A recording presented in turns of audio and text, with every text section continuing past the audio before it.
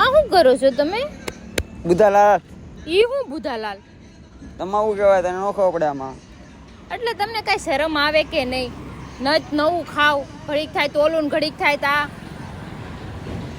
કેવું ખાય છે? હા હોડી ગયેલું. તમને આમ કઈ થાતું નથી? એમાં હે ની શરમ. કેટલી ગંદી સ્મેલ આવે છે તમાકુની આમાંથી. બુધાલાલ ખાવાથી બુદ્ધિ વધે.